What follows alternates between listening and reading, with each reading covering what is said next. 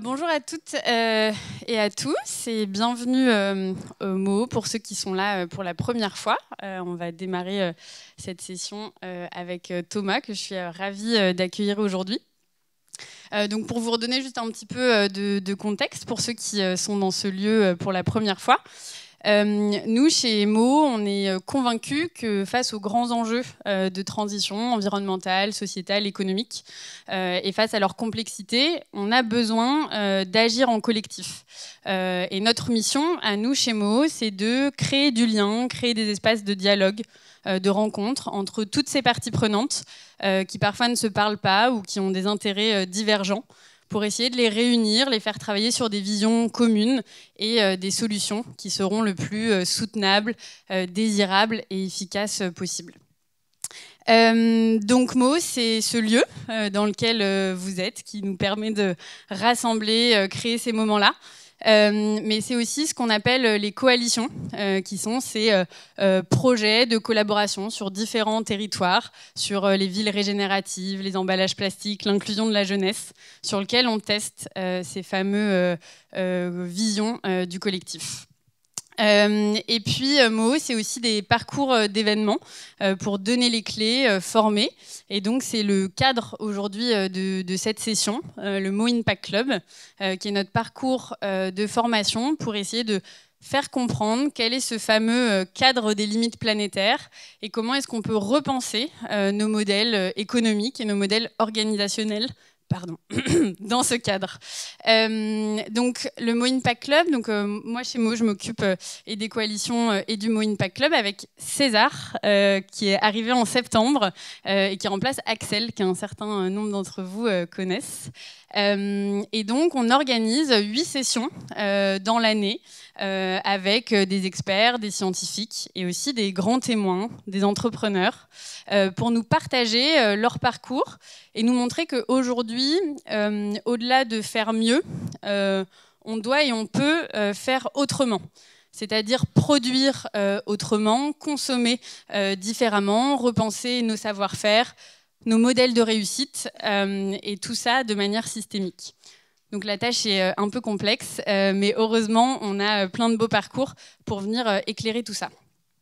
Et donc aujourd'hui, on a la chance d'avoir avec nous Thomas Uriez, qui est le cofondateur et président de la marque 1083, marque de jeans et pas que, faite en France, et qui va pouvoir nous témoigner son parcours entrepreneurial, son parcours de réindustrialisation de certaines filières en France. Qu'est-ce que ça peut être le Made in France ? Et puis aussi une notion dont on vous parle beaucoup, c'est celle du vivant.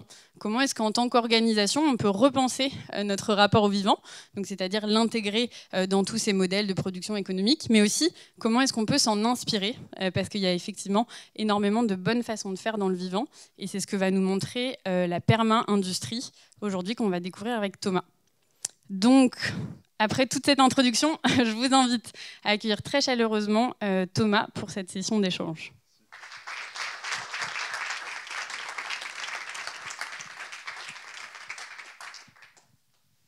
Bonjour à toutes et tous, merci. Alors, du coup, sur la session, ce qu'on vous propose, c'est à peu près 45 minutes de discussion.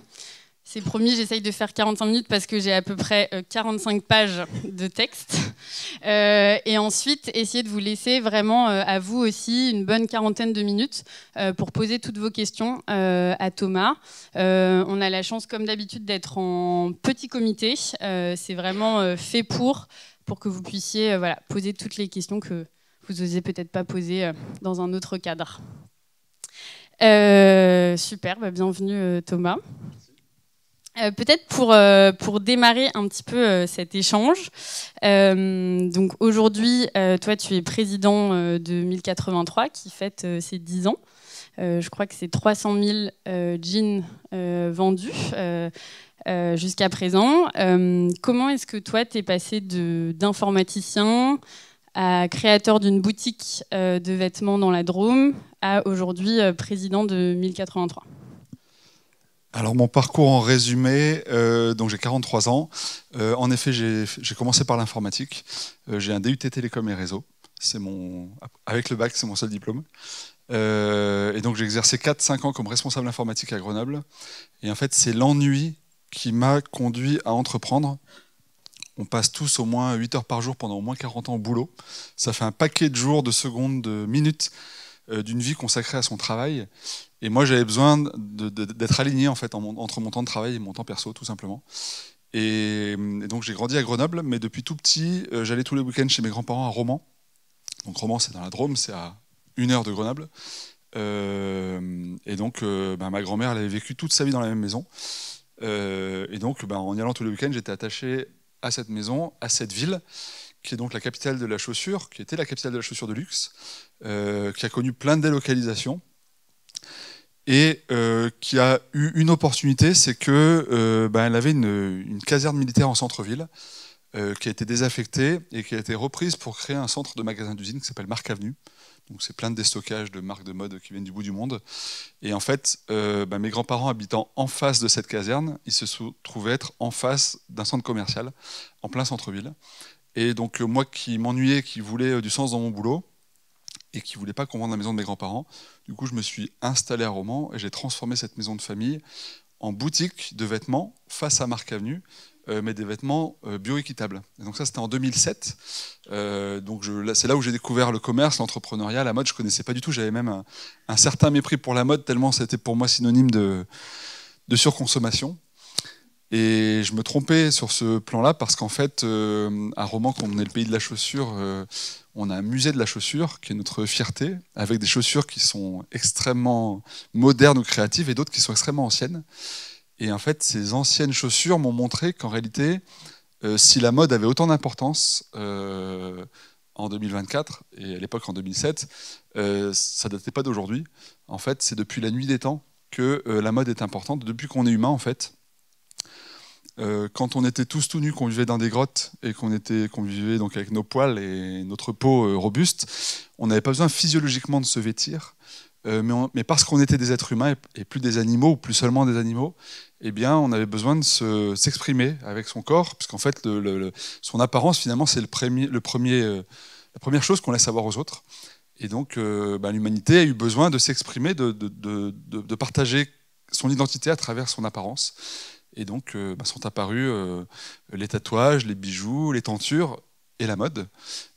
Avant même d'en avoir besoin physiologiquement. Et donc quand j'ai compris qu'en fait la mode, elle répondait avant tout à un enjeu identitaire plutôt qu'à un enjeu utilitaire, j'ai compris pourquoi c'était si important pour tout le monde. Et donc j'étais plus dans une logique de mépris, mais d'intérêt, parce que je me suis dit, waouh, mais en fait, c'est génial. Ça veut dire qu'en fait, si on s'exprime avec ses vêtements, alors il y a plein de choses à mettre dans un vêtement.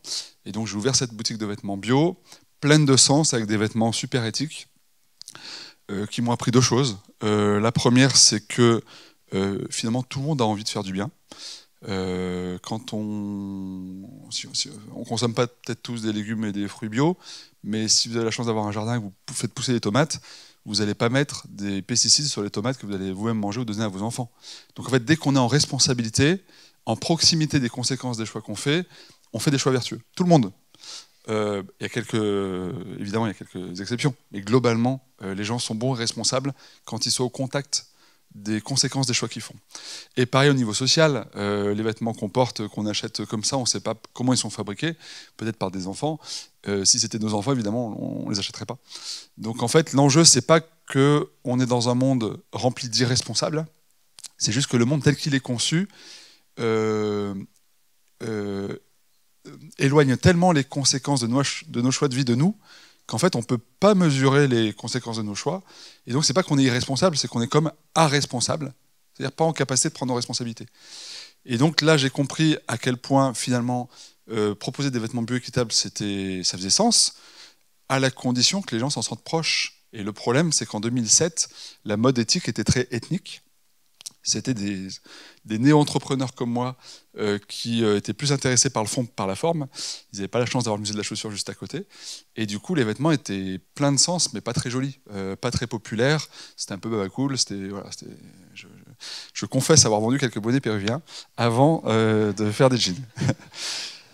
Et donc en fait, ces 5-6 années d'apprentissage, elles m'ont donné confiance dans le sens de ce que j'entreprenais. Elles m'ont permis aussi, elles m'ont guidé vers des vêtements plus populaires et dont que moi-même j'avais envie de porter. Et lorsqu'en fait les marques que je distribue ont fermé, justement parce que les vêtements n'étaient pas suffisamment proches de nous toutes et tous, et pour pas fermer mon magasin, j'ai décidé de créer ma propre marque. Et cette marque, j'ai décidé de faire des jeans parce que les jeans, tout le monde en porte. Les hommes, les femmes, les jeunes, les vieux, les catholiques, les musulmans, les gens de gauche, les gens de droite, les riches, les pauvres. Et donc c'est un produit dont on se sent tous très proches, qui est certes très mondialisé, très concurrentiel, très polluant, mais qui représente un gros marché. Et en fait, comme je suis informaticien, je suis un petit peu carré. Et du coup, j'avais pas envie de réinventer la roue. Je suis pas un styliste. Je suis un informaticien qui entreprend de manière éthique dans la mode parce que c'est un secteur passionnant. Mais je suis pas un styliste. Et donc, j'ai pas d'ambition stylistique. J'ai une ambition sociétale. Et je trouve le jean passionnant pour ça. Donc, j'ai décidé de lancer une marque de jean en 2013 en financement participatif, qui était à l'échelle de mon magasin, parce que donc à l'époque on était deux, mon petit frère et moi, dans le magasin. Notre quotidien c'était de vendre nos vêtements. En 2013, le Made in France, le financement participatif, c'était vraiment très naissant, voire même un peu suspect, puisqu'on assimilait le Made in France au Front National. C'était vraiment quelque chose on mélangeait en fait la souveraineté et la xénophobie quelque part. Et donc, on s'est lancé en financement participatif avec l'espoir de vendre 100 jeans. C'était à l'échelle de notre petit magasin de Romans-sur-Isère, ville de 30 000 habitants. Et puis, on a vendu 1000. Et donc, à partir de là, on a changé un peu de dimension, puisque ces idées qui étaient gentilles, mais pas très désirables lorsqu'elles étaient dans des vêtements pas très désirables, sont devenues beaucoup plus fédératrices à partir du moment où les gens se sont sentis proches du produit qu'on proposait. Et cette notion de proximité, c'est tellement la clé de notre aventure et de notre pensée même, que c'est ce qui a fait le nom de 1083. 1083, c'est la distance qui sépare les deux villes les plus éloignées de l'Hexagone. Ça va de Menton au sud-est jusqu'à Port-Spoder, c'est un petit village au nord de Brest. Et donc cette diagonale, vous la retrouvez sur la fesse droite de nos jeans, parce que c'est ce qu'on regarde, hein, quand on essaye un jean, quand on regarde les autres. On peut avoir le regard qui regarde les fesses. Donc c'est là que se joue le récit d'une marque quand on fait des jeans, sur les fesses. Technique et donc, de com imparable. Oui, mais on ne l'a pas inventé. Hein. C'est toutes les marques de jeans qui font ça. Hein. Si vous faites des jeans plein de sens, très résistants, mais que ce n'est pas des jolies fesses, vous ne vendez pas vos jeans. Donc on n'a rien inventé. Et donc c'est notre métier un peu de s'assurer que ça fait des jolies fesses. Et donc en fait, cette démarche de proximité, on a voulu qu'elle soit incarnée par nos vêtements, parce que c'est vraiment la clé pour nous de la responsabilité du monde de demain. Quand on pense proximité, on pense kilomètres, évidemment. Proximité physique, c'est ce qui nous vient en premier lieu, et c'est ce qu'on raconte avec la distance des 1083 km. Mais il y a 3 autres, au moins, responsabilités qui sont essentielles de cultiver selon nous. C'est que le monde est de plus en plus intermédiaire, plein d'intermédiaires, et du coup, ça nuit à la communication entre le début et la fin de la chaîne, parce que toutes les distances sont importantes, beaucoup de filtres, c'est le téléphone arabe. Donc les circuits courts, c'est une manière économique d'être au même prix que les vis. C'est aussi une manière d'amener le plus possible les consommateurs au plus près de la manière dont c'est fabriqué. Il y a aussi la proximité dans le temps, c'est-à-dire que si on fait des choix dont les conséquences sont dans 30 ans, ça nous engage moins que si c'est dans 30 jours. S'il y en a certains parmi vous qui fument, comme fumer, ça tue dans 30 ans, c'est pas si grave que ça. Alors que si ça tuait dans 30 jours, ceux qui fument fumeraient moins, parce que c'est tout de suite. Le réchauffement climatique, ça fait 40 ans que les scientifiques pardon. Ça fait 40 ans que les scientifiques disent la même chose. On consent à les écouter que depuis qu'on vit les conséquences du réchauffement climatique. Mais ils n'ont pas changé de discours, ils n'ont pas changé d'analyse. C'est nous qui nous sommes ouverts parce qu'en fait, notre vie quotidienne nous a montré qu'il fallait les écouter. Et la dernière des proximités, qui est peut-être la plus importante aujourd'hui, c'est qu'en fait, on produit un monde de plus en plus complexe, qui bouge de plus en plus vite. Et ça laisse sur le bord du chemin une majorité de gens.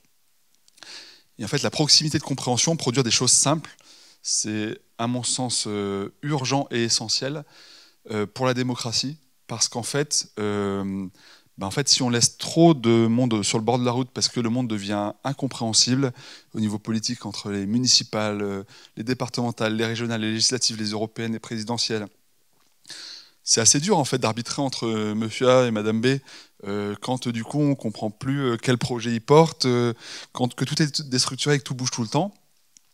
En fait, quand vous comprenez plus pourquoi vous faites quelque chose, vous le faites plus. Donc en fait, la complexité du monde produit forcément le désengagement des gens. Et c'est pour ça qu'il nous semble qu'il est important de construire un monde proche en distance, proche avec peu d'intermédiaires, proche dans le temps et proche de compréhension. Et c'est ça la clé vraiment de voûte de 1083. Et du coup, au début, quand vous avez ces 100 jeans en crowdfunding et puis 1000, vous ne produisez pas tout. Vous faites une partie, vous faites faire. Et comment vous êtes passé du coup de cette revente de jeans à vraiment la production? Qu'est-ce qui a déclenché chez vous ce passage-là? Alors, la motivation profonde, c'est de recréer une filière. On achète tous ensemble 67 millions de jeans chaque année. C'est à peu près un par an et par personne, ce qui est beaucoup trop vu la durée de vie d'un jean. Et sur ces 67 millions de jeans vendus chaque année en France, en 2013, il y en avait 0 fabriqué en France.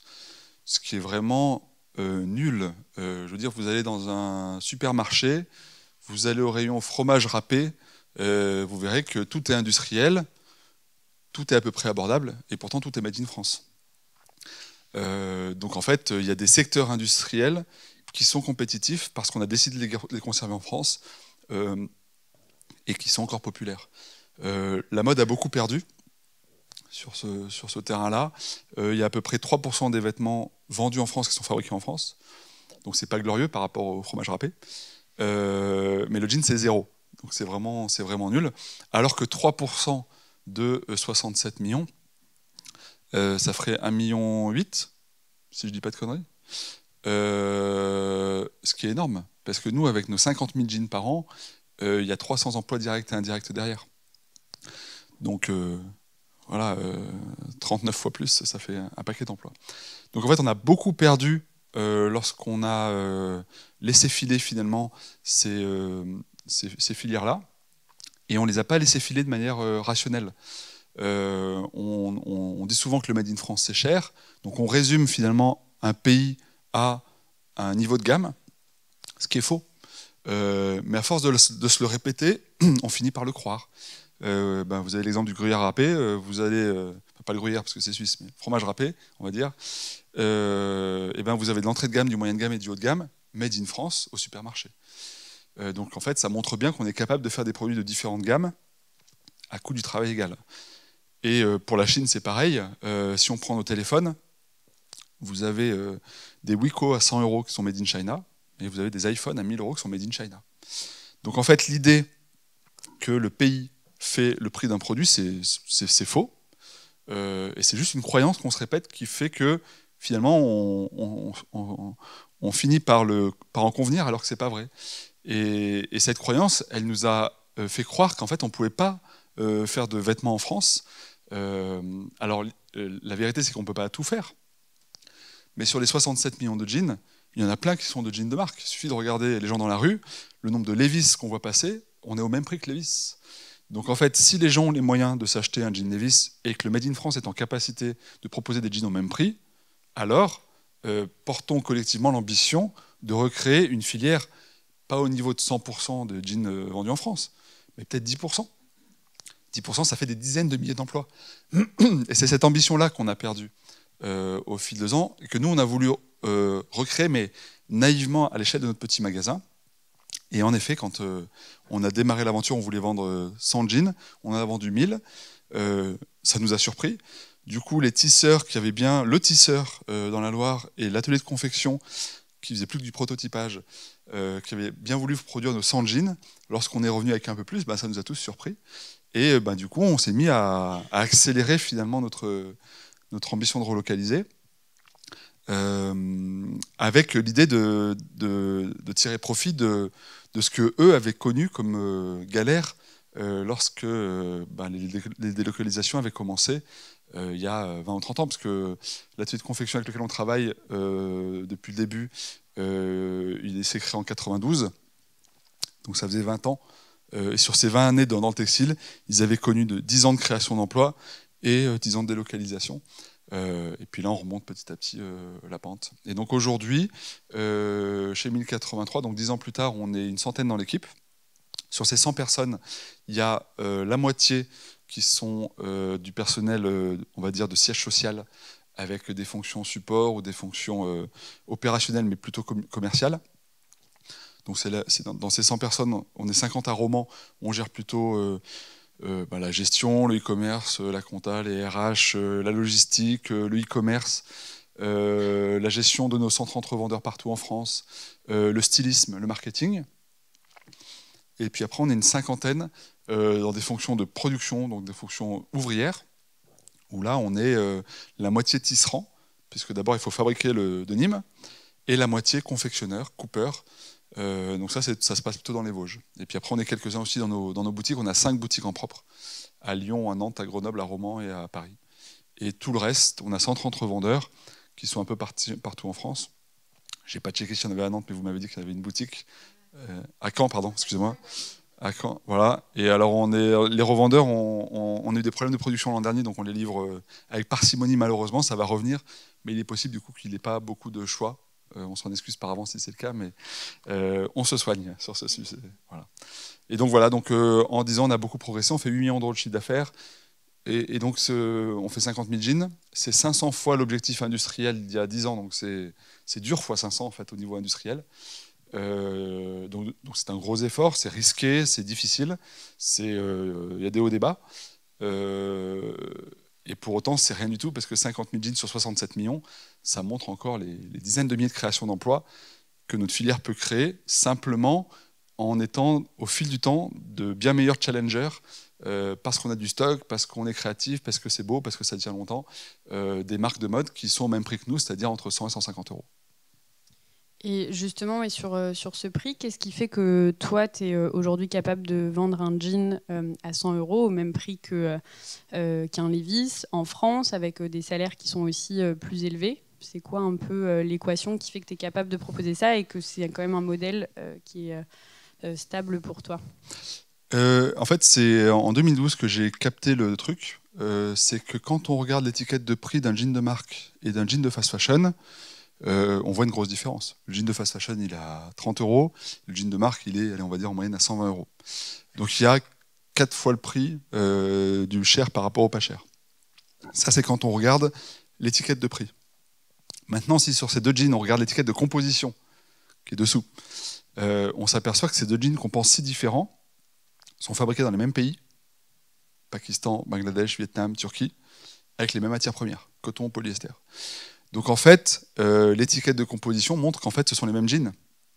Et en effet, j'ai eu la chance d'aller au Bangladesh pour France 5, là, pour un sujet il y a quelques temps, dans l'usine, il y avait H&M et Levi's dans la même usine. Et en fait, c'est les mêmes jeans, finalement. Ce qui peut paraître un peu frustrant, parce que finalement, quitte à avoir le même jean, autant se payer celui moins cher. On pourrait presque dire que les plus honnêtes, ce sont les enseignes de fast fashion. Ça, c'est si on considère que on s'habille pour des questions utilitaires. Mais puisqu'en fait, on s'habille pour des questions identitaires, c'est normal en fait que des marques aient besoin d'investir sur l'image du vêtement, puisqu'on achète avant tout une image. Donc en fait, la différence entre Levi's et H&M, c'est qu'H&M vend du prix et Levi's vend une image. Et c'est normal, puisqu'en fait, nous, on achète une image. L'image, elle est aussi chez H&M, puisqu'en fait, ça ne va pas être à travers la marque. Vous n'êtes pas fier de porter un H&M, mais le talent d'H&M, c'est de proposer, ou toute la fast fashion, je dis H&M, c'est valable pour tous, leur talent, c'est de faire des produits à la mode tout le temps, très rapidement. Donc vous achetez une apparence à la mode pour pas cher.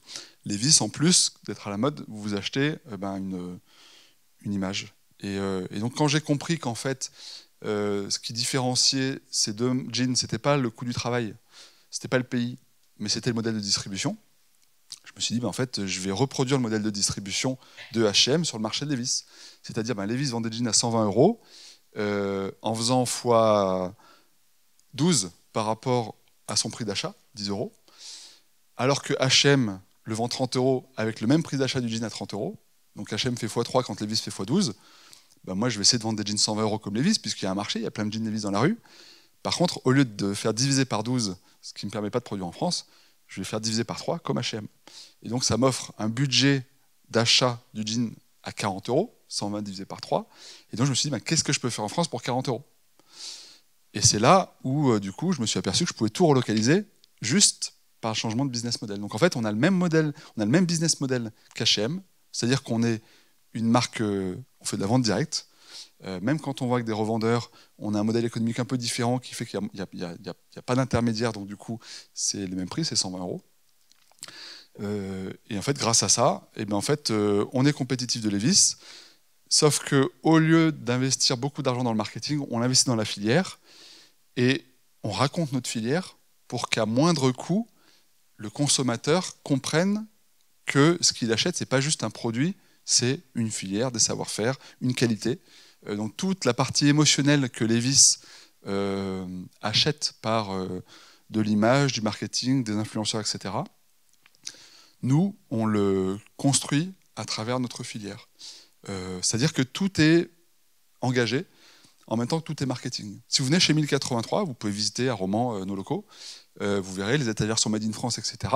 Évidemment, parce qu'en fait, si vous venez chez nous et que vous trouvez chez 1083, en vous promenant chez nous, la même poubelle Ikea que vous avez dans votre cuisine, cette poubelle, qui est juste un ustensile, elle va être aussi le média dissonant entre vous et nous, parce que vous allez vous dire, ils sont bien gentils, mais ils se foutent un peu de moi, ils achètent des poubelles Ikea.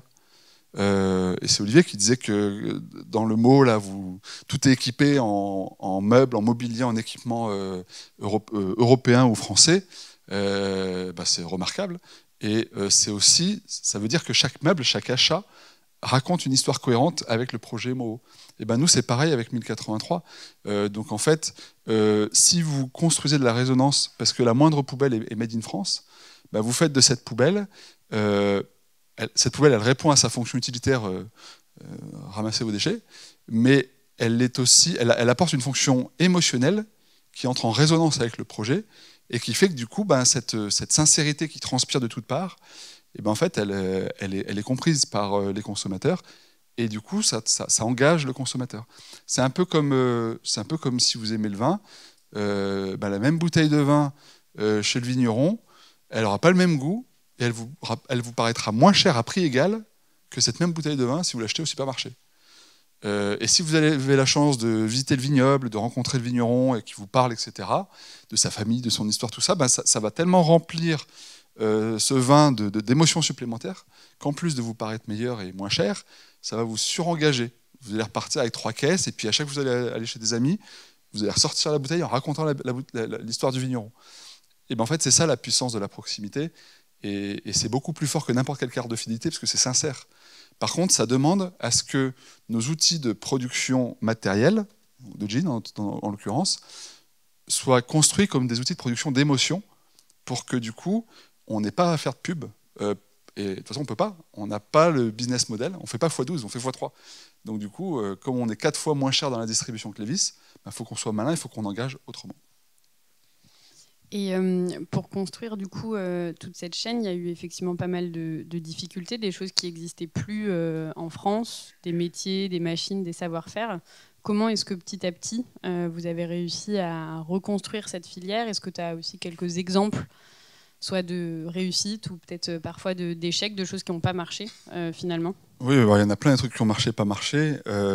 C'est l'aventure en fait. Quand on reconstruit une filière, pourtant c'est pas compliqué un jean. C'est un tissu assez simple, c'est un sergé avec un fil bleu, un fil blanc.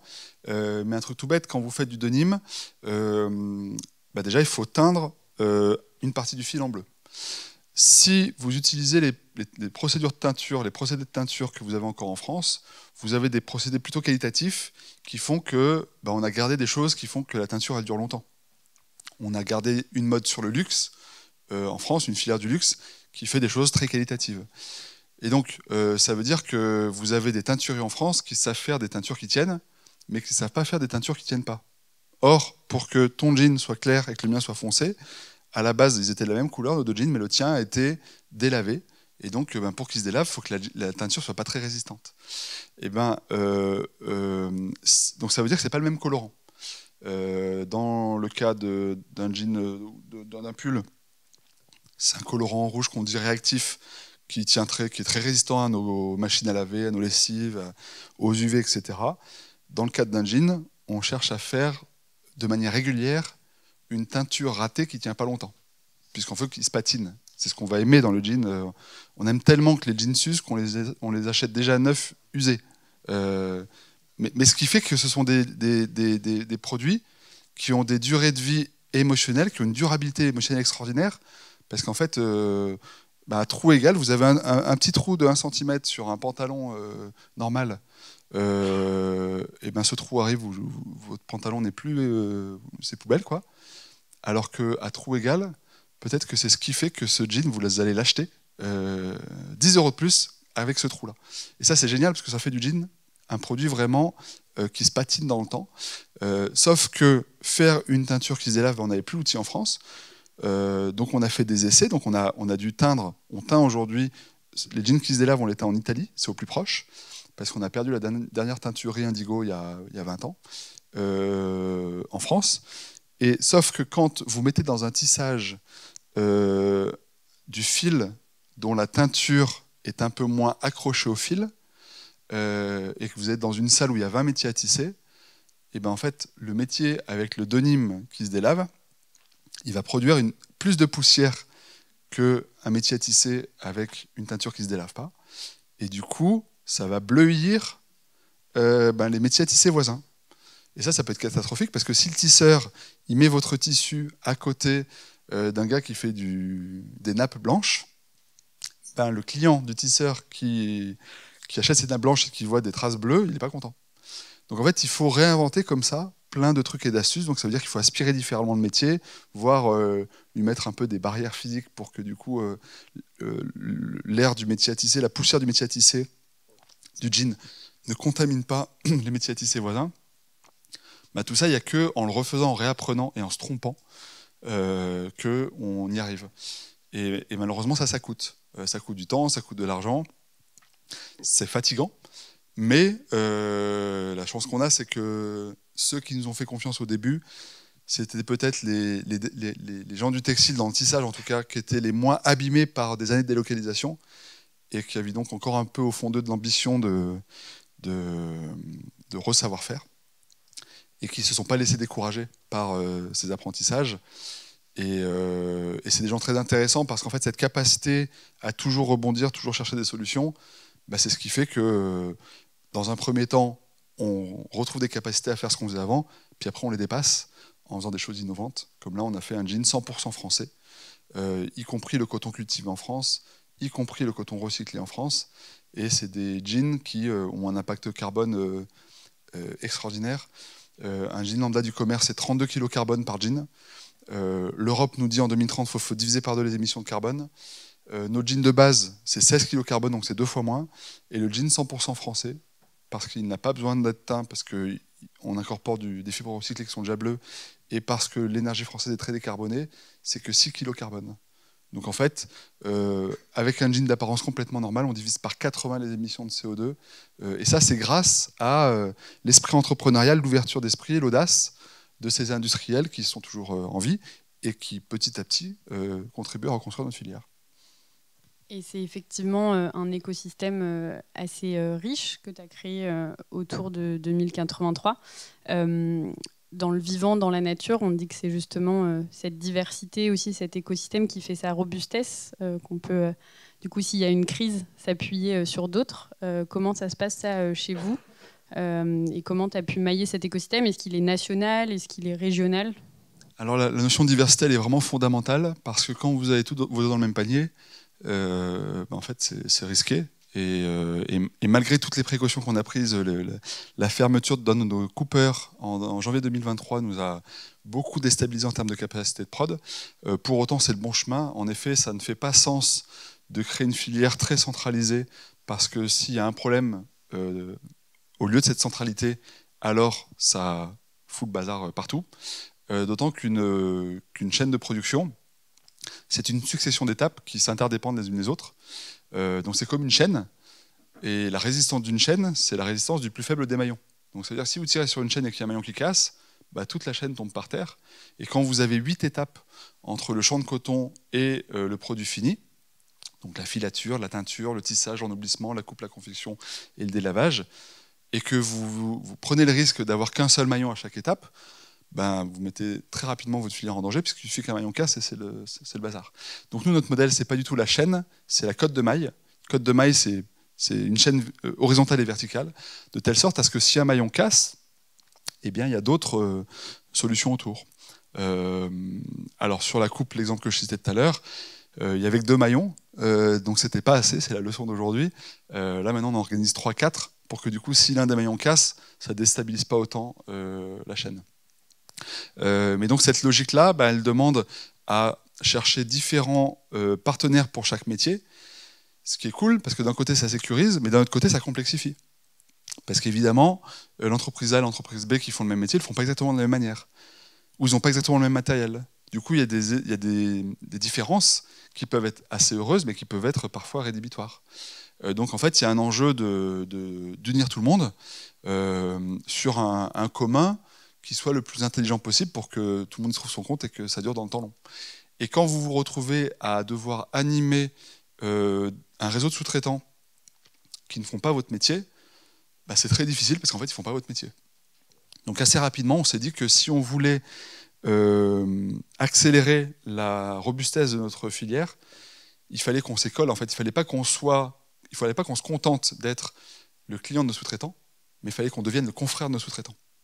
C'est-à-dire qu'en même temps qu'on diversifiait notre équipe d'ateliers sous-traitants avec lesquels on travaille, il fallait qu'on apprenne chacun de ces métiers pour être non plus le client naïf de ces fournisseurs-là, mais leur semblable.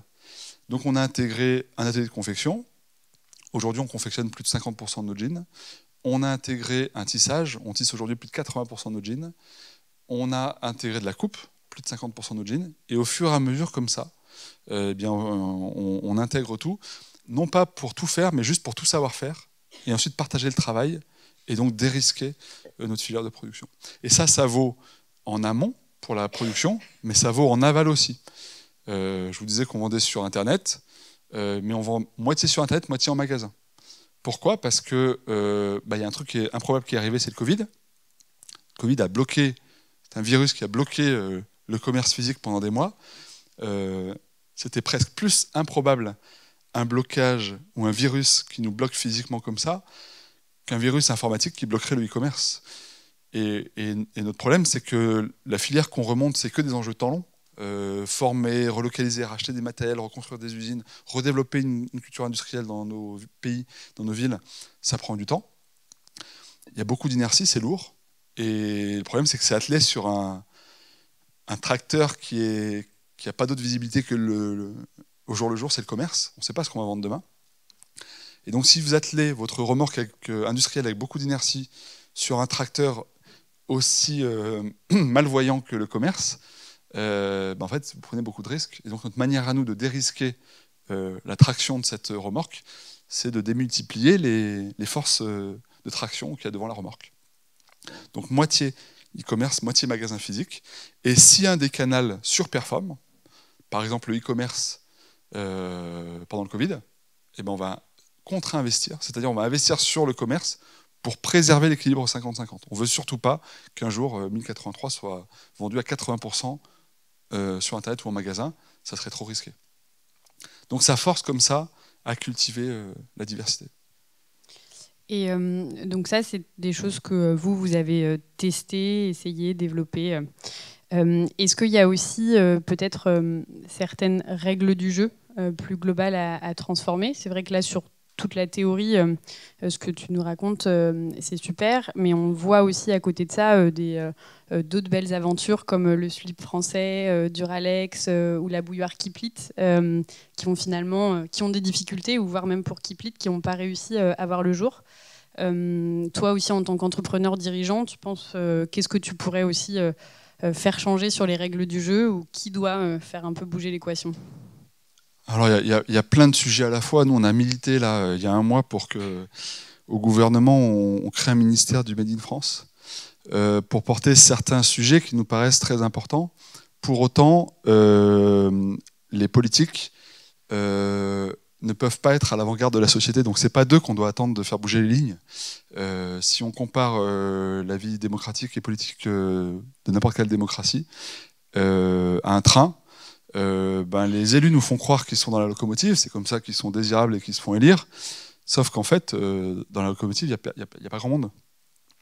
Donc en fait, un politique, il ne peut pas se faire élire, obtenir plus de 50% d'adhésion à son projet, s'il porte des idées qui sont naissantes et qui touchent qu'une poignée d'experts.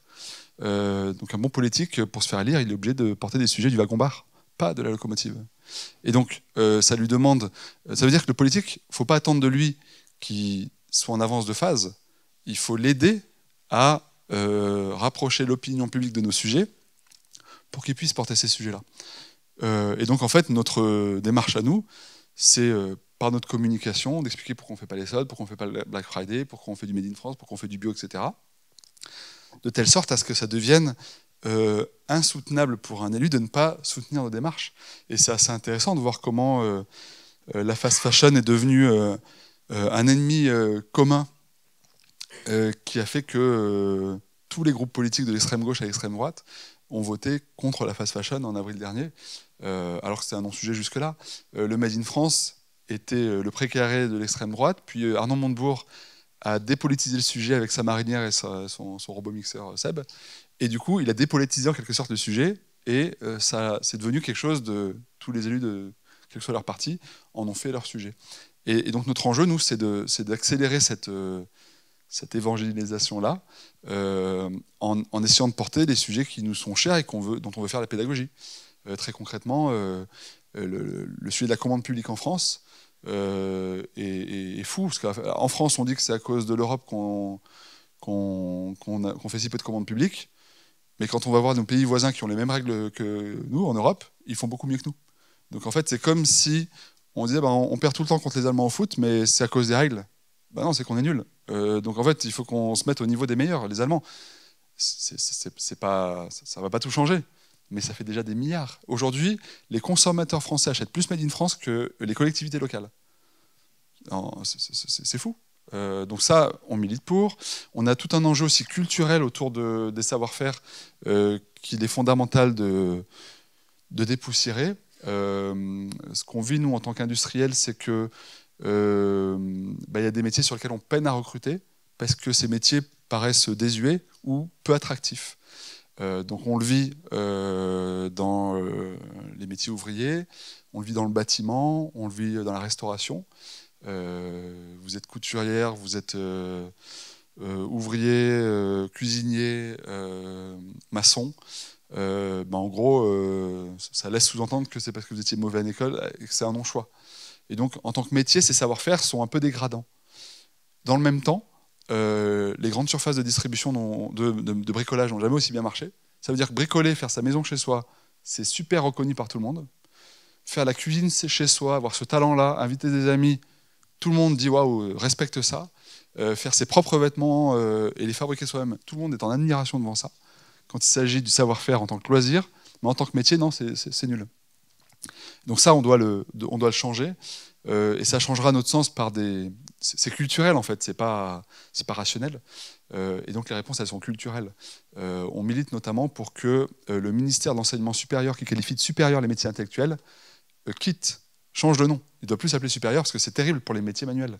On milite pour que dans les usines où un paquet de gens et de métiers sont qualifiés d'opérateurs alors qu'ils ont des fonctions, des savoir-faire différents les uns des autres, en fait, il faut leur redonner un vrai nom de métier, parce que sinon, si vous les appelez tous de la même manière à savoir-faire différent, en fait, ils ne peuvent pas se dire autre chose que ce que je fais, ça ne compte pas plus que ça, puisqu'en fait, il n'y a même pas de nom pour nommer ce que je fais. Donc tout ça, c'est vraiment à réinventer. Et c'est la mission des élus, puisque c'est eux qui font les règles du jeu, de le porter. Mais pour qu'ils puissent le porter, c'est notre mission dans la locomotive de créer les conditions qu'ils puissent le porter. Super. Et parce que je vois que le temps file, donc j'ai pas passé mes 45 pages de questions, évidemment. Peut-être, du coup, donc tu me disais tout à l'heure que toutes ces étapes, ce fonctionnement, tu l'as aussi théorisé a posteriori. C'est ce que tu appelles la perma-industrie. C'est ce qui permet de piloter aussi au quotidien cette mission. Peut-être, voilà, est-ce que tu peux nous expliquer un peu rapidement quels sont les grands principes et comment ça s'applique vraiment opérationnellement? On a aussi pas mal de dirigeants, dirigeantes ici d'entreprises et d'industries. Alors la perma-industrie, c'est un mot qu'on a mis et qu'on a post-théorisé à 4. C'est pas du tout une initiative de nous, en fait, c'est collectif. Et c'est issu d'un regret, c'est qu'en fait, on voit plein de gens se battre, se mobiliser pour construire un monde un peu meilleur, mais on n'a pas de cap commun. Avant, pour les fanatiques du commun, il y avait le communisme. Puis après, il y a eu les gens qui voulaient défendre le social, et donc ils ont créé le socialisme. Il y a eu une pensée, une théorie qui les a canalisés, qui les a polarisés ensemble. Puis il y a eu le capitalisme. Et là, en fait, on n'a pas de isme pour demain. Il y a plein de mots, et en fait, du coup, comme il y a plein de mots, il n'y a pas de pensée commune qui nous polarise, qui nous focalise ensemble. On a, depuis quelques années, été enfin polarisé par le constat, donc on est tous d'accord, il ne faut plus faire la même chose, il faut changer, mais on ne sait pas vers où. Et les mots qui disent le vers où, ce sont des mots soit relatifs, soit des mots flous. Les mots relatifs, ça va être, on va faire différemment d'avant. Ça ne nous dit pas ce qu'on va faire après, mais par exemple, altermondialisme. C'est autre chose que le mondialisme, mais on ne sait pas trop ce que c'est. C'est pas défini en tout cas, en positif, c'est défini en creux. Anticapitalisme, c'est pareil. Et puis vous avez des mots flous, je les appelle flous, par exemple la transition. Bah ok, mais on transite vers où? Et mon préféré, c'est l'impact, parce que tous les jours à la télé, on nous dit les entreprises à impact, c'est génial, et tous les jours à la télé, vous avez une pub Carglass qui vous dit attention, les impacts, c'est pas bien. Et donc, on est comme ça, on a tous envie, mais on n'est pas tous ensemble, parce qu'en fait, il n'y a pas de mots communs. Et donc nous, ça nous frustrait de ne pas savoir dans quel cadre on s'inscrivait. Donc on s'est questionné avec Éric Boel, Jean-Marc Bouillon et Audrey Pratt, qui sont des confrères industriels et entrepreneurs, sur ce flou dans lequel on évoluait. On a commencé à se dire que ce qu'on remettait en question, notre autre manière de faire, était économique. Mais en prenant un peu de recul, en regardant le monde, on s'est dit que non, en fait, on ne pouvait pas considérer le monde comme une économie, parce que si on se met dans le ciel et qu'on regarde ce qui se passe sur Terre, on ne voit pas un flux de chiffres, on ne voit pas une administration de données. On voit des flux d'animaux, de bateaux, d'avions, d'êtres humains, d'objets, exactement comme quand on se met au plafond de nos usines et qu'on voit des flux d'objets, de chariots, de personnel, etc. Et donc, en fait, on s'est dit, tiens, en fait, c'est beaucoup plus intéressant de considérer le monde non pas comme une économie, mais comme une industrie, au sens originel du mot industriel, qui est de créer, produire ensemble. L'artisanat, vous faites seul, de A à Z, et c'est remarquable. L'industrie, c'est pareil, mais à plusieurs, et donc vous le faites en équipe, et donc vous démultipliez vos forces, et vous créez, vous produisez ensemble. Et donc, à partir du moment où on a considéré que le mot qui définissait le mieux notre monde tel qu'il est aujourd'hui, c'est un monde industriel, on a cherché quelles étaient les industries les plus remarquables autour de nous, et on n'a pas trouvé grand-chose de systémique. En fait, à chaque fois, il y a des trous dans la raquette. À chaque fois, les industries humaines qu'on a étudiées, elles ont toutes des externalités négatives. Et au bout d'un moment, on s'est dit, mais si on considérait que le produit de la nature du vivant, c'est la vie, alors est-ce que ce n'est pas une industrie qui crée et produit ensemble de manière vraiment systémique, sans externalité négative? Et en fait, on n'a pas trouvé d'externalité négative dans le mode de création et de production de la nature. Et on s'est dit, en fait, c'est ça notre modèle. Donc on a étudié toutes les formes de biomimétisme, permaculture, biomimétisme, il y a plein de concepts super intéressants. et on l'a rationalisé à l'échelle des enjeux qu'on partageait avec les 3 co-auteurs. On a appelé ça la perma-industrie. C'est un mot trop complexe et trop techno pour que ce soit le isme de demain, c'est pas l'ambition, mais au moins on a mis un cadre sur ce qu'on faisait depuis 10 ans. Et donc ce cadre, il repose sur 6 principes qu'on a identifiés dans la nature, dans le vivant. La nature, elle crée, elle produit inlassablement, en même temps qu'elle sait se limiter. On dit à nos enfants, mange pas trop de bonbons, tu vas avoir mal au ventre. Et ben en fait, si le bonbon était des euros, c'est ce qu'il faudrait qu'on dise au monde économique. En fait, on veut toujours plus, toujours trop. Et donc ça, c'est quelque chose qu'on doit apprendre à autoréguler. On doit avoir la sagesse de ne pas toujours vouloir plus. La nature, elle se diversifie, elle part du terrain, elle est circulaire. Et donc voilà, ces 6 grands principes, ils font que du coup aujourd'hui, c'est nos grilles de lecture.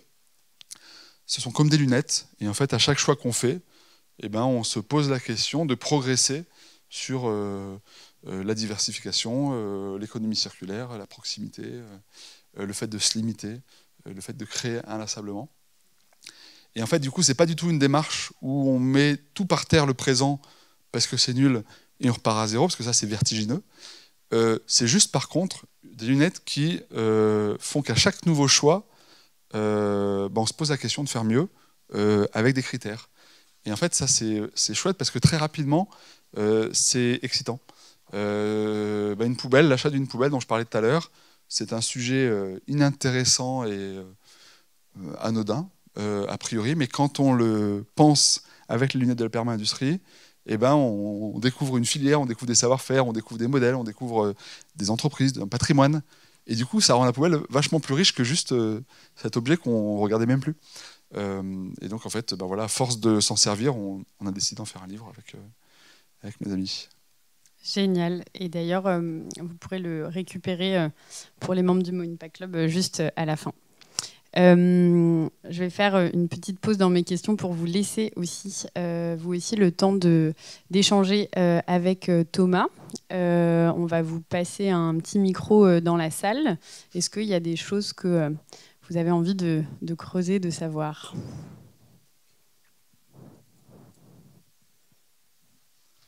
S'il n'y a pas de questions, ça serait bien la première fois. Hein. Vous êtes timide, d'accord ? C'est toujours la première qui est la plus dure. Passons à la deuxième.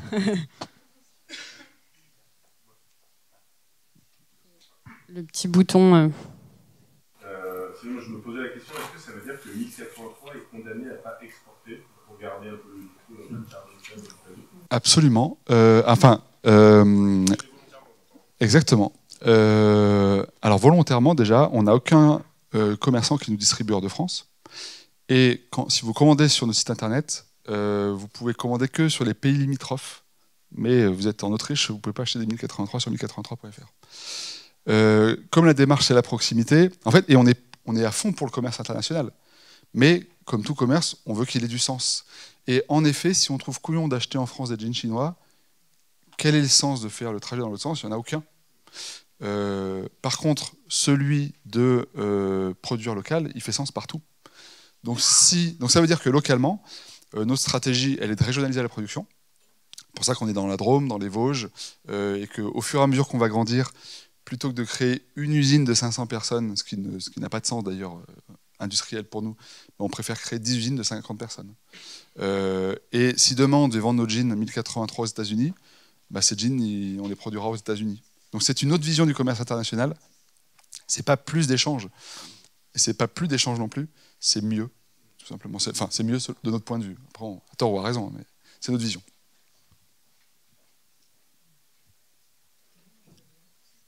Parfait, ça y est. 2, 3, 4. Il faut juste le micro pour la captation.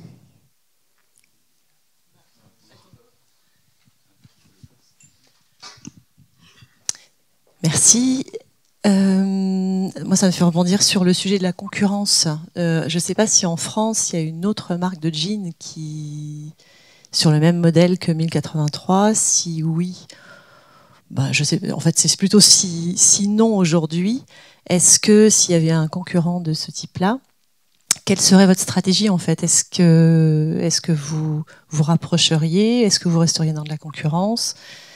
Et ça m'amène aussi à la question, par exemple, le slip français, c'est le textile aussi. Est-ce qu'il n'y a pas, si cette boîte-là fonctionne moins bien, a des difficultés, est-ce qu'il n'y a pas des partenariats qui feraient que à deux, vous seriez plus fort et peut-être mutualiser un certain nombre de métiers ou de process industriels?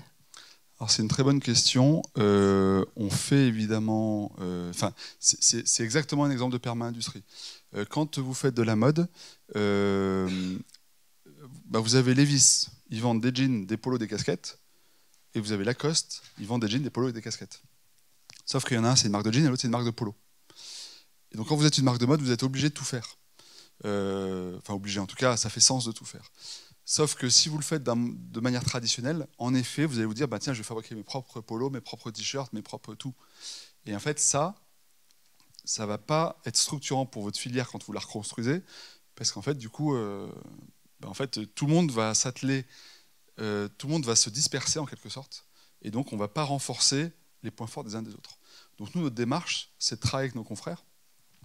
Ces chaussures que je porte, elles sont fabriquées dans le 49. C'est une collab entre Cécile, qui est donc une marque de la Manufacture 49, qui est une grosse usine de chaussures en France du groupe Eram, avec 1083. Ce sweat, c'est un sweat en collab 1083 avec la Gentle Factory, qui est spécialiste des sweats. Avec le site français, on fait des maillots de bain. Donc en fait, on est très tourné vers le partenariat, pas par gentillesse, mais par intérêt économique commun. Et ça vaut aussi pour le jean. Il y a une dizaine de marques de jeans qui se sont lancées depuis. Il y a une dame qui est dû partir parce qu'elle avait un rendez-vous après, qui est la dirigeante de Kipley, qui fabrique en Normandie des vêtements de travail et des jeans.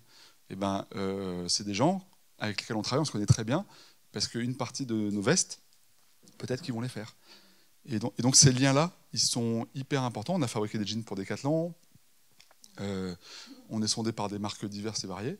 Et en fait, c'est hyper important de s'entraider parce qu'en fait, on a beaucoup plus à gagner en se complétant industriellement les uns les autres qu'à se faire la guerre commercialement, ce qui n'a aucun sens parce que le marché du jean français, c'est 67 millions de jeans vendus chaque année en France.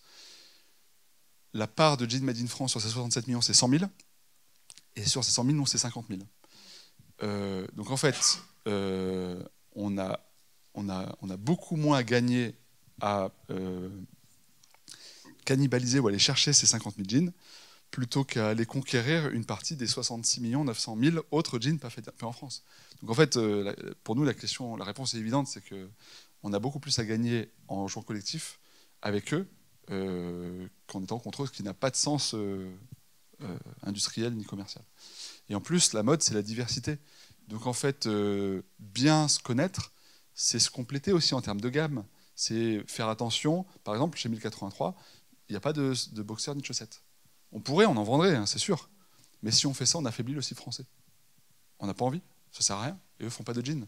Donc en fait, on cherche à se compléter et on le fait d'autant plus naturellement et bien qu'on se connaît, qu'on se parle, qu'on a des intérêts partagés. Donc en fait, on prend soin les uns des autres par intérêt pour soi. D'autres questions? C'est bon. Ah, ok. Une question sur le nombre de jeans, là. Combien on a qui sont dans le même gamme de prix? Sur les 67 millions, alors on n'a pas de chiffre exact, mais on pense que c'est à peu près 20-30%. Donc entre 12 et 20 millions. Le reste, c'est déjà... Ouais, c'est pas cher. Ce qui est le cœur du problème de la consommation de la mode. Hein. Le problème de la mode, c'est certes la manière dont c'est fabriqué, surtout dans les pays du bout du monde, mais c'est aussi la surconsommation qu'on en fait. On achète beaucoup plus de vêtements que de raison. Je reviens à ma comparaison avec le vin. Dans le vin, si vous avez le choix entre une bouteille à 20 € ou 20 bouteilles à 1 €, à part si vous êtes alcoolique, vous allez choisir celle qui va le plus vous réjouir, c'est la bouteille à 20 €. Et bien en fait, ce plaisir des bonnes choses, du bon goût, on l'a dans le vin, on l'a tous dans nos passions respectives, où on va faire des efforts pour acheter un truc qui nous plaît, on va le réfléchir, etc. Et en fait, on a perdu le fil de ça un peu dans la mode. La mode, c'est le plaisir d'être, de montrer qui on est. Et c'est devenu le plaisir d'avoir. Parce qu'en fait, c'est tellement satisfaisant d'acheter, et c'est vrai en fait, c'est un petit kiff d'acheter, que du coup, on s'est laissé happés par le plaisir d'acheter. Et en fait, cette promo, cette bonne affaire pas chère, elle nous coûte très cher. D'ailleurs, il suffit de voir les milliards d'euros que fait la fast fashion en France pour voir qu'en fait, la fast fashion ne fait pas du tout faire d'économie aux pauvres. Elle nous fait surconsommer. Sinon, ça ne ferait pas ces milliards d'euros en France. Donc en fait, on dépense beaucoup d'argent à acheter plein de petits prix. C'est nuisible pour nous, c'est nuisible pour la planète, c'est nuisible pour l'économie française. Il faut simplement que nous, on retrouve les clés de donner aux gens d'acheter mieux, parce que comme à acte d'achat égal, 120 € dépensés, vous avez une fois le kiff de l'achat chez 1083, contre 4 fois chez H&M, du coup, c'est 4 fois plus satisfaisant d'acheter un H&M, quoi. Sauf si vous remplissez votre jean d'autres choses en plus que le plaisir d'acheter. Le plaisir de choisir, de créer, de visiter, de rencontrer. Et c'est là où, du coup, on a encore plein de choses à inventer pour que ce soit plus satisfaisant d'acheter du local et presque que ça produise un effet dégoût ou d'écœurement de la surconsommation. Ce qu'on a après 3 bouteilles de vin ou de boîtes de bonbons. Et en fait, il faudrait qu'on l'ait dans la mode.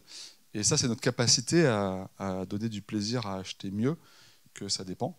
Et donc, c'est pour ça qu'on a intérêt, nous, à faire des vêtements beaux, durables, où on vient visiter comment c'est fabriqué.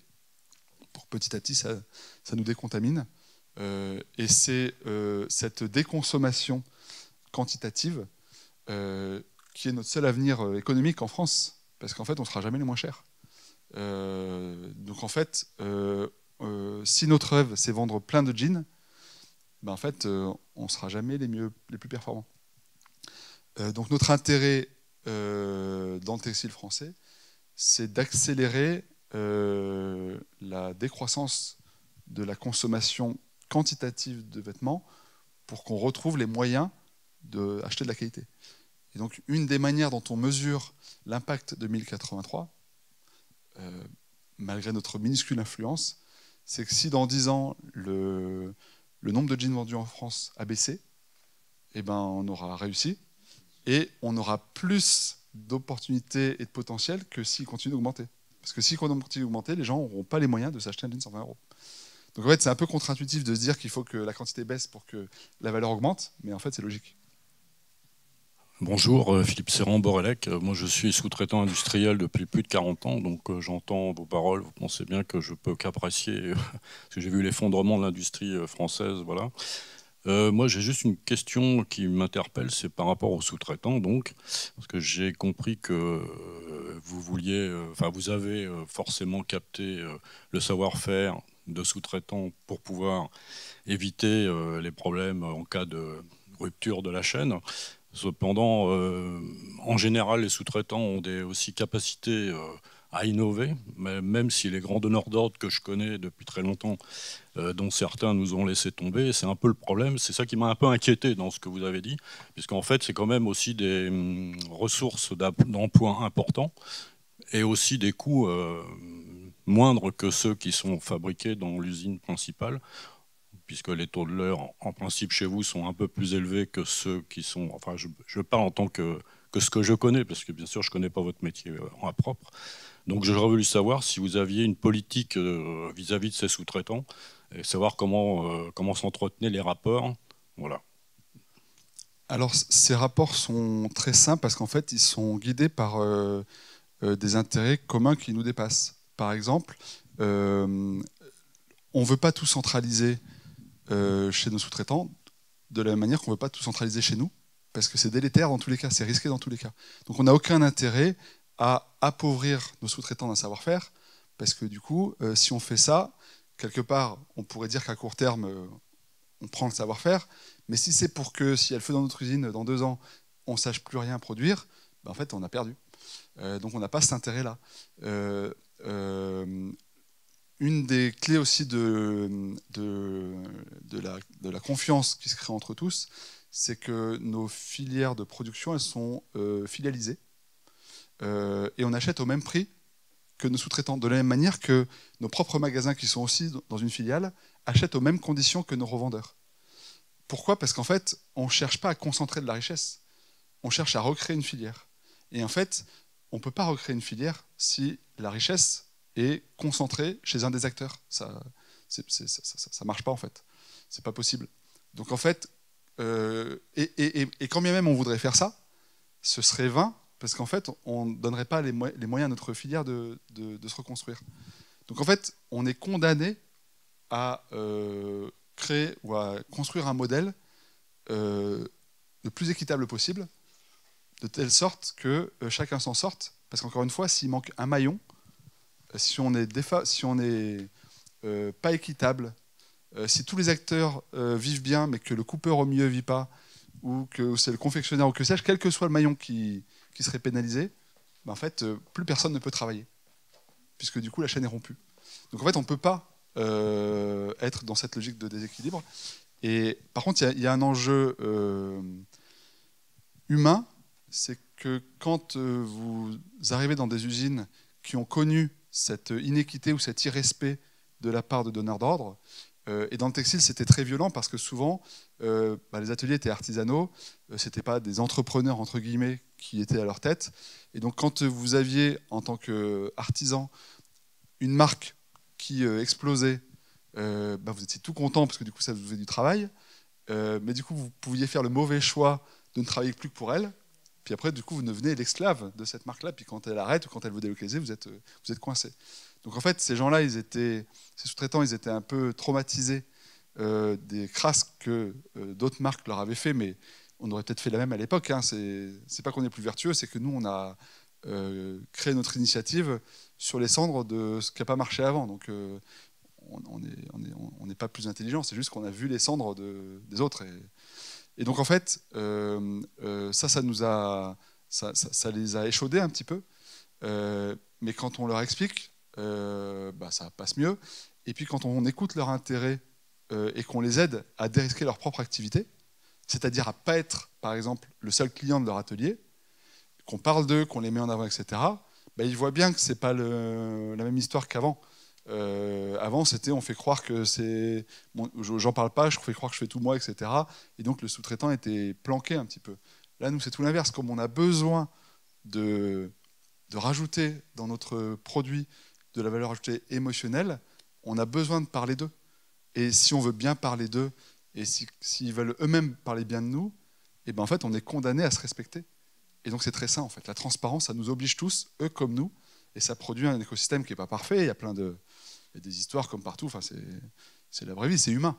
Mais on est quand même canalisé par cet intérêt commun qui est le seul chemin, à notre sens, vraiment durable. Merci beaucoup. Une dernière petite question. Sylvain. Alors, moi, j'aimerais savoir si les leaders du marché ont une réaction quelconque par rapport au développement d'industries comme la vôtre, et si oui, comment ça se passe? Alors, ça dépend des marques. Il y a plein de marques qui ne nous ont pas contactés, mais il y a plein de marques qui nous contactent et qui mènent parfois des initiatives vraiment remarquables et structurantes. On a travaillé pour Decathlon. Le groupe Mullier a créé une super usine de jeans en 2022, juste un an après notre usine qu'on a créée dans les Vosges. On a acheté le même matériel, et donc on travaille beaucoup ensemble. Eux, ils ont créé avec le même matériel une usine pour faire vraiment de la cavalerie, des jeans si possible autour de 50-60 euros qu'on va retrouver chez Auchan. Et c'est très intéressant parce que du coup, c'est ce que je disais sur le fromage râpé tout à l'heure, c'est-à-dire qu'en fait, ils reportent l'ambition d'avoir une largeur de gamme assez importante. Et oui, en France, on peut faire des jeans bon marché. Ce ne sera pas les mêmes jeans que des 1083, ce n'est pas forcément bio, ce n'est pas forcément tissé en France, mais ça relocalise des centaines d'emplois. Et c'est très complémentaire. Donc en fait, comme partout, il y a des marques qui sentent que c'est important, avec des femmes et des hommes qui sont attachés à ça, qui veulent faire bouger ces gros mastodontes. Il y a des dirigeants de ces gros mastodontes qui sont à fond pour ça. Il y en a qui freinent. Moi, ma conviction, c'est que ceux qui freinent, ils se trompent. Et donc, et par contre, notre posture à nous, c'est pas de problème pour aider, aussi comment dirais-je, déstructurants ont-ils pu être dans le passé. Si leur démarche est sincère et structurante pour le présent, on aide. Donc, on fait des partenariats avec plein de marques parce que nous, on a intérêt à avoir un tissu industriel fort. Sinon, on va être bloqué commercialement. On l'a bien vu l'an dernier. Un maillon ferme, bam, moins 15% de chiffre d'affaires. Alors que la demande, on n'arrive déjà pas à la fournir. En fait, on a besoin d'un tissu fort, donc on aide. Voilà. Par intérêt. C'est pas de la gentillesse. Mini. J'ai une question sur le modèle de distribution par rapport à cela de ce qu'on des stocks un peu permanents. Et est-ce qu'il y a des modèles qui demandent ce que fait Asphalt, où en gros je peux commander une seule fois, par exemple, une seule commande tous les X mois pour les jeans, pour les t-shirts, etc. Est-ce que ça, typiquement, c'est vraiment vertueux quand on regarde un peu l'impact global, ou c'est juste finalement plutôt un outil marketing? Non, c'est vertueux. Nous, il y a 20-25% de notre volume de chiffre d'affaires qui est sous la précommande, et on a démarré par la précommande en 2013. Donc en fait, on utilise beaucoup la précommande. Ça nous aide à produire un stock qualifié par rapport aux besoins des clients. Quand vous savez d'avance que les gens vont commander, du coup, vous faites moins d'erreurs de production. On a aussi un atout quand on fait de la production de proximité, c'est qu'il y a très peu de délai entre le moment où c'est produit et le moment où c'est vendu. Du coup, ça dérisque énormément le stock que vous produisez parce que du coup, dans le commerce normal, un styliste dit en 2025 et 2025, ce qui va cartonner, c'est le jean rose. Okay. Comme il y a 3-4 mois de livraison et de transport depuis la Chine, et en fait, du coup, vous prenez le risque d'en fabriquer 10 000. Et puis, il y a 100% de chances que vous n'en vendiez pas des 1000. Soit vous aviez un potentiel d'en vendre 20 000, et du coup, vous avez un gros manque à gagner. Vous êtes content, mais un peu frustré. Soit vous en vendez en fait 1000, et vous en reste 9000. Et donc, en fait, le déphasage entre le lieu de production, enfin le temps qu'il y a entre le temps où c'est produit et le temps où vous le recevez ou vous le mettez en magasin, il produit nécessairement du risque et du stock. Quand vous êtes en proximité, vous n'avez pas de déphasage. Si vous tentez quelque chose, le jean rose, vous en vendez plein, vous en produisez plus, vous en vendez moins, vous en produisez moins. Et donc en fait, ça protège énormément des surstocks, ce qui a plein d'autres effets vertueux. C'est que par exemple, on n'a pas besoin de faire de soldes. Les soldes, ça sert à écouler les produits saisonniers non vendus. Quand vous êtes en capacité d'être très réactif sur la production de produits saisonniers et ou qu'une partie de votre offre elle est non saisonnière, les soldes ne font pas sens. Et ne pas pouvoir faire les soldes, c'est une grande chance parce que du coup, quand vous faites les soldes, c'est-à-dire que vous préparez votre marge à supporter une baisse de prix de 20, 30, 40%, ça veut dire que pour pouvoir faire 50 ou 40 ou 30% de réduction un mois par saison, ça veut dire qu'il faut forcément que vous augmentiez les prix 5 mois sur 6. Et donc, grâce au fait de produire local, on a très peu d'invendus. Grâce à ce fait-là, on n'a pas besoin de faire de soldes. Grâce à ça, on est moins cher. Et c'est grâce à ça qu'on peut vendre aux commerçants au même prix que nous. C'est qu'en fait, un commerçant, il pratique normalement une marge de 50% toute l'année, sauf pendant les soldes, où il fait peut-être 20, 10, 30% selon les produits. Du coup, sa marge moyenne sur son bilan, c'est 40%. Et nous, on lui vend les jeans directement avec 40% de marge, parce qu'en fait, il n'a pas besoin de provisionner en quelque sorte 5 mois par an ce qu'il va perdre au moment des soldes. Et pour autant, du coup, ça veut dire que s'il nous achète des jeans et qu'il ne les vend pas, comme il ne peut pas solder, il faut quand même un exutoire. Et l'exutoire qu'on a mis en place entre le commerçant et nous, c'est qu'on reprend le jean. Et nous, ce n'est pas risqué de prendre le jean, puisque du coup, on le vend par ailleurs sur Internet. Et comme il y a peu de surstock, le pire qui puisse nous arriver, c'est qu'un commerçant nous rende 20 jeans et qu'on mette 5 mois à écouler 20 jeans. C'est mineur, ça, par rapport à tout ce qu'on gagne grâce à la grande proximité entre le temps de production et le temps de distribution. Ça, c'est juste parce que c'est à côté physiquement. C'est impossible à faire avec le Made in China, sauf à faire de l'avion. C'est pas possible, ça. Non. Merci beaucoup, Thomas. Et merci à vous d'avoir été avec nous pour cette session. Ah non, peut-être une dernière petite question dont on a parlé tout à l'heure. Ici et dans cet espace dans lequel vous êtes, on va avoir une grande bibliothèque. Alors maintenant, j'ai plus envie de dire dédiée à l'impact positif. Je vais dire dédiée à un futur plus soutenable et désirable. Et du coup, on demande à tous nos intervenants de nous conseiller un livre qui a peut-être changé leur façon de voir le monde. Ça peut être un roman, une BD, un livre d'économie. Alors mince, tu m'avais dit de réfléchir à la question. Oui, en fin de c'était matinée, même pas un piège. J'ai oublié. Et j'ai répondu à cette même question en vidéo, que c'était plus les gens à la réflexion qui me faisaient évoluer que les livres, parce que je lis pas beaucoup de livres, je m'informe beaucoup, mais sur mon téléphone, donc j'ai pas réfléchi. Mais il y a plein de gens inspirants, et je trouve que c'est très inspirant. Je trouve que je suis autant inspiré par les. Il y a des gens qui m'inspirent en bien et des gens qui m'inspirent en creux. Par exemple, il y a quelques années, j'ai visité le centre logistique d'Amazon dans la Drôme. C'était passionnant. Il y a des choses qu'on a repiquées qu'on veut absolument faire, des choses qu'on a repiquées qu'on veut absolument pas faire.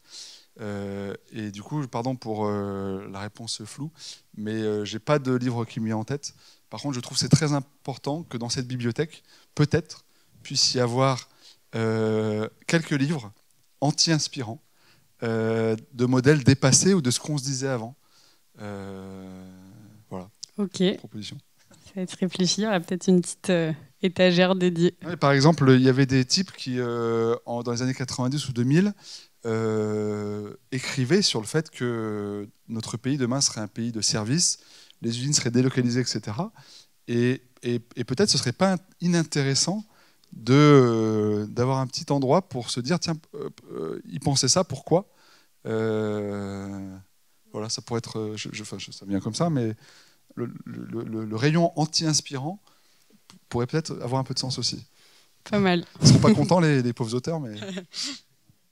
Un grand merci. Avant qu'on se quitte, moi je vous donne 3 prochaines dates. Dans le cadre du Mo Impact Club, on se retrouve le 28 novembre pour parler de la question des sols.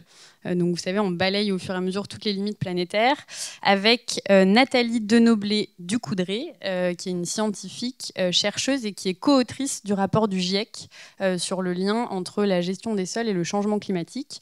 Et elle le traitera vraiment avec un prisme entreprise pour que vous puissiez aussi comprendre, vous, quels sont les enjeux, impacts et choses à transformer chez vous.